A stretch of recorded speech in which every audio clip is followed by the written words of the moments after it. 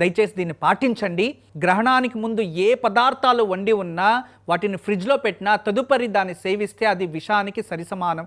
దాన్ని సేవించకండి. ఇక పాలు, నూనె, నెయ్యి, పిక్కల్స్ ఇటువంటి వాటికి దోషం లేదు అని చెప్తుంది శాస్త్రం. అందులో దర్భని వేసి పెట్టాలి. దర్భ ఎక్కడెక్కడైతే ఏ ధాన్యంలో దర్భం ఉంటుందో, ఏ నీటిలో దర్భం ఉంటుందో, దర్భం అంతా కూడా ఎక్కడెక్కడ ఉంటుందో వాటికి దోషం లేదు. అందువల్ల అటువంటి వాటిలో కాస్త దర్భని వేసి ఉంచండి. మరియు ఈరోజు సాయంత్రం యోగక్షేమం ఉండదు. కేవలం క్షేత్రపాలక బలి అని ఉంటుంది. ఈరోజు సాయంత్రము చేయాలి, రేపు ఉదయము చేయాలి. మన ఇంట్లో ఆవు పెడుకుంటే దాన్ని నిప్పు చేసేసి ఒక అంత బెల్లం తీసుకొని నెయ్యిలో కానీ నూనెలో కానీ 2 నిమిషాలు వేసి ఆ ఒక బెల్లాన్ని తీసి ఆ పగుపైన వేసి ఇల్లంతా పగ చూపించి బయట పెట్టేస్తే, చిన్నగా ఇంతే బయట పెట్టేస్తే అదే క్షేత్రపాలక బలి. దానివల్ల ఇంట్లో ఉన్న నెగిటివ్ ఎనర్జీ అంతా బయటికి వెళ్ళిపోతుంది.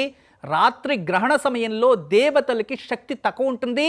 ఆ సమయంలో రాక్షస లహరియలు ఎక్కువ ఉత్పత్తి అవుతాయి. అవి ఇంట్లోకి రాకుండా ఉంటాయి. దాని